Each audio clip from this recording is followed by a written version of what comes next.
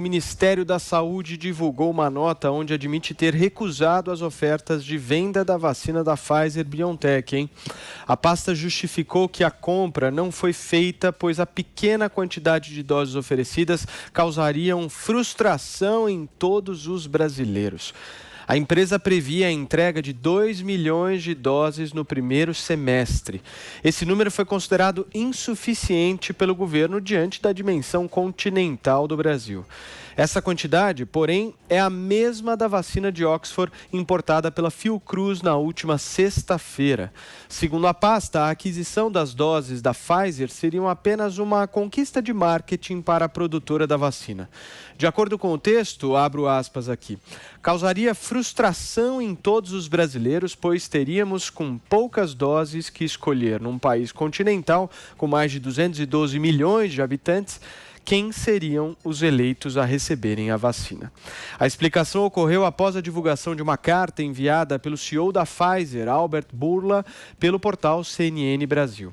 Ela foi encaminhada no dia 12 de setembro ao presidente Jair Bolsonaro e a alguns ministros, pedindo celeridade ao governo para fechar um acordo com a empresa devido à alta demanda mundial pelas vacinas. Vamos nessa então, Diogo Schelp, você começa. Bom, o fato de o governo federal ter recusado a oferta da vacina da Pfizer é o menor dos problemas, viu, Paulo? A gente tem que reconhecer que talvez o governo não tenha conduzido a negociação de maneira mais tranquila, né? Dado mais opções da Pfizer conseguir fazer uma oferta melhor, oferecer mais doses da vacina, melhorar as condições, porque o preço também é muito alto. Mas a vacina da Pfizer não era, de fato, uma opção tão óbvia para o Brasil.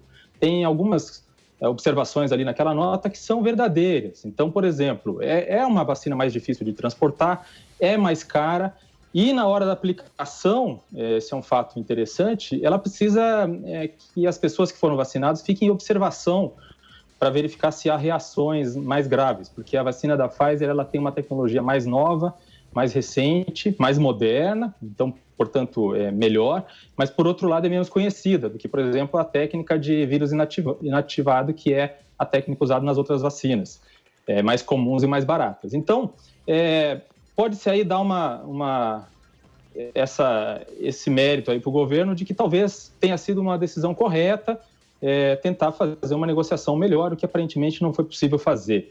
Os erros mais graves do governo federal na gestão das vacinas foram outros. O primeiro foi ter apostado em apenas uma vacina, a de Oxford. Havia outras opções além da Pfizer. Havia a Sputnik V da Rússia. O governo poderia ter começado negociações com a Moderna, enfim, outras vacinas.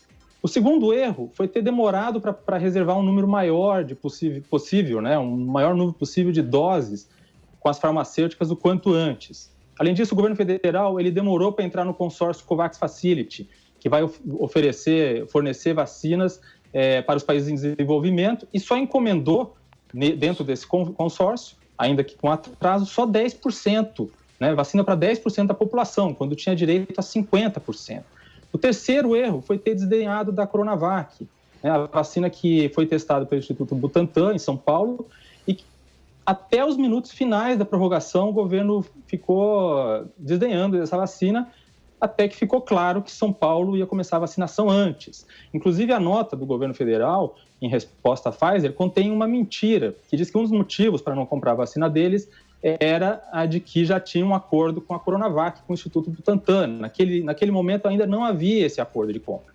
O quarto erro, a gente pode atribuir aí a essa questão da diplomacia de atrito com a China, que fez com que o governo federal perdesse interlocução com a China e acabasse demorando ali para conseguir fazer uma gestão junto ao governo chinês para liberar logo aqueles insumos. O Constantino agora informa que essa liberação aconteceu. Em resumo, talvez o governo tivesse razão em dispensar a Pfizer. O erro foi não ter sido tão rápido em procurar outras opções e em desdenhar da Coronavac.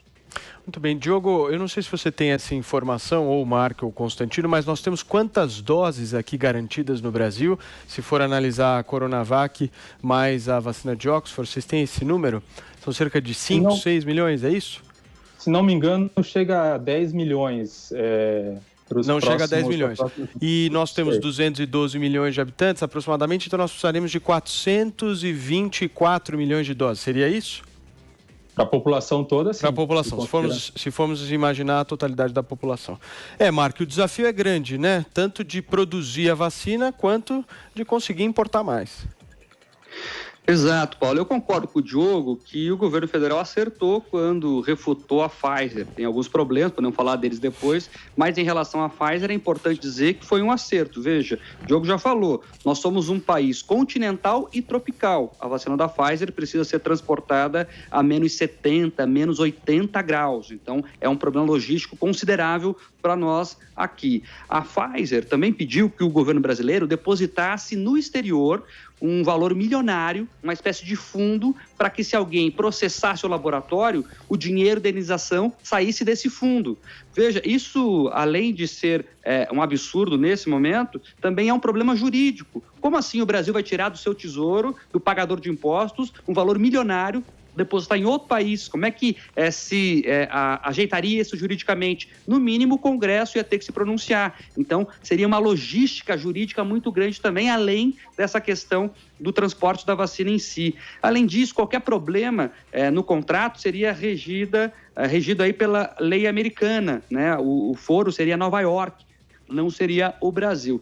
A matéria da Folha traz lá ainda informação que a Pfizer só vai pedir liberação da Anvisa se o governo brasileiro avançar na negociação e mais, até agora não apresentou nenhuma minuta real de contrato. Então, não parece estar muito interessada em realmente vender. E me estranhou a posição da Pfizer em lançar essa nota agora na sociedade, apontando erros. Veja, é o mercado.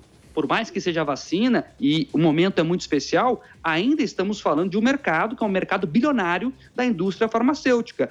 Outros laboratórios foram mais eficientes que a Pfizer. Ora, nós fechamos aí uma compra milionária com a AstraZeneca, lá, a vacina de Oxford. Também estamos em tratativas com outros laboratórios. O Diogo falou aí, mas o governo já conversa com a União Química, por exemplo, para adquirir, quem sabe ali na frente, doses da Sputnik lá da Rússia. A União Química que representa a Sputnik aqui no Brasil. Também fechou contrato com o Instituto Butantan, que traz aí a vacina lá da China. Então, o mercado funcionou em outras pontas. A Pfizer não conseguiu ser eficiente dentro do mercado farmacêutico, né? Não conseguiu avançar nesse sentido e agora fica chorando aí com nota para a imprensa. Me estranha muito essa posição da Pfizer. E mesmo com tudo isso, o governo diz que está aberto à negociação.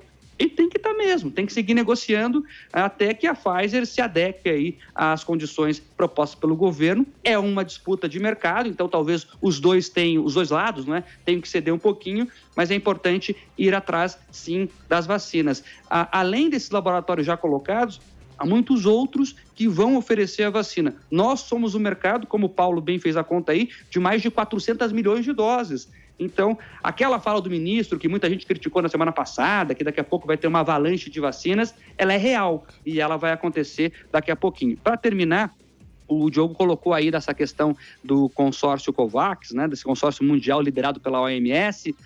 Veja, Diogo, eu concordo que o Brasil tem que estar nele, mas ele sozinho não ia resolver as coisas, porque a OMS já disse que as vacinas do consórcio só chegam em março. Imagine se esperássemos até março para começar a receber as vacinas. Constantino, não tem santo nessa história, né? Todo mundo tem seu interesse. Não, tem muitos interesses, Paulo, e acho que o Diogo e o Marcos já falaram o básico desse acordo que sequer houve uma minuta oferecida, apresentada pela Pfizer, né? Agora, eu queria pegar um enfoque um pouco diferente. Bom, a vacina da Pfizer é a que está sendo adotada nos Estados Unidos, né, a principal, e aqui está sendo vacinada uma ordem de grandeza de 1 milhão de pessoas por dia. Já foram, acho que, mais de 20 milhões de pessoas vacinadas, né? Então, a questão logística foi um fator importante, é um fator de obstáculo, porque você transportar a menos 70 graus é muito difícil, mas eu lembro na época de ter lido que a própria empresa ofereceria ajuda financeira ou instrumentos para permitir isso. Mas na reportagem fica claro que o governo não gostou das características leoninas apresentadas. E aí eu chamo a atenção para a nossa reflexão, que não é exclusividade da Pfizer, né? Que esses laboratórios, por terem desenvolvido suas vacinas a toque de caixa, exigiram de vários governos essa questão do waiver, né? Se eximir de responsabilidades jurídicas caso tenha sequela, efeito colateral não previsto. E olha, isso gera bastante desconfiança do público, né? E com toda razão. Nós estamos falando de um jogo de transferir responsabilidades, justamente porque estão todos, de alguma maneira, incertos, porque tiveram que acelerar, não vou dizer pular, mas tiveram que acelerar etapas nas 3 fases de teste. Então, isso é um fator que incomoda nessa história toda e parece que pegou ali também com a Pfizer, entre os outros obstáculos já apresentados pelos meus colegas. Outra coisa, Paulo, que você fala da questão dos interesses, outra coisa que chama muita atenção nessa pandemia toda, e é uma lástima porque vidas estão se perdendo, empregos estão se perdendo, é a politização excessiva, né? Então, tudo virou uma narrativa ideológica. Então tem a turma que acha que é a turma que defende a vacina contra a turma dos anti-vacinas, em vez de entender que existem preocupações em relação ao processo de desenvolvimento dessas vacinas, que são preocupações legítimas.